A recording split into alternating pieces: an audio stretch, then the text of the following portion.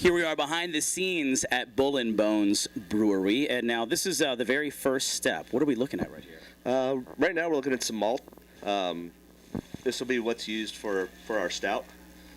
Nice chocolate, rich. That looks gorgeous. So we'll start off with that. We'll put it into the mill. It'll mill it and send it over to the brewery. Now, how much would you put in there at a time when you're doing like one big run? Or 400 to 500, 600 pounds. Oh my gosh. That's taste right there, friends. Here now, actually inside the brewery. You can hear it, you can see it. These machines are huge. Now, to the person that doesn't know what's going on behind the scenes, what am I looking at?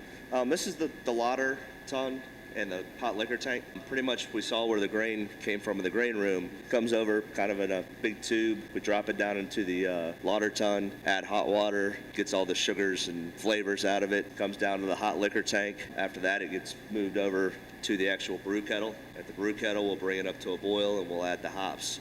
Pretty much the hops balance out those sweet sugars. And when you're talking about the length of time too, like for instance like an IPA, when I hear about an IPA that's like this many minutes or this long, like is that actually reference to how long it's been cooking, or how long you've added the hops for, typically, and how many hops you've put into it, so you can get a real hoppy beer or a not so hoppy beer. And now for like a big machine that we're looking at right here, how much beer is that making at one time?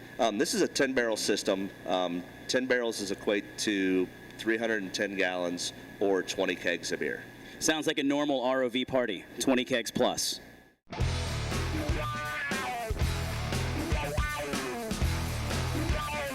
What is this water down here at the bottom? And that's natural CO2. If you just let that go into the air, your room would fill with CO2, where this dissipates. Oh, wow. And adds oxygen to it. Neat. So you don't die of CO2. That's good.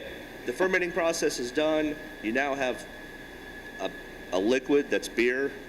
It's got alcohol in it. We'll run this through our filter machine. If it's a filtered beer or an unfiltered beer, we won't run it through. So we'll pump it through, we'll clean it all out, get all the adjuncts and everything out of it. At that point, we'll add CO2 to beer, which creates your nice little frothy head. Yeah.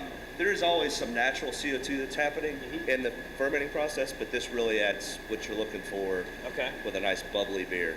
You let that happen for about 4 or 5 hours, turn it off, you've got beer ready to serve.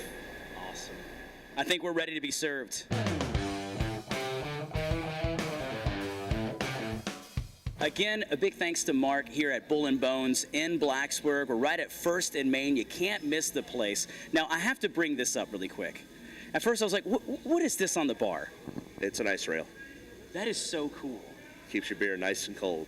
So you can just sit it right, you don't have to worry about as you're taking your time to enjoy the beer, it's not getting warm. Wow. In fact, you leave it there long enough, it will freeze. That's fantastic. Don't stick your tongue on it. I will definitely not. I don't want the Christmas story to happen here in Blacksburg. Now, we have some more fun coming close to the area on April the 14th with Brewfest, right? Correct. It's our second annual New River Brewfest. Nestle right on the new. Great venue, sunken garden. We got the Works playing, Spoon Fight, great craft beer from Virginia. It's going to be an awesome time. We can't wait. That's Saturday, April 14th. All the info is a click away at the website you're already on, rovrocks.com. Bull Bones, thank you so much, guys. Cheers. See you soon. Stay thirsty.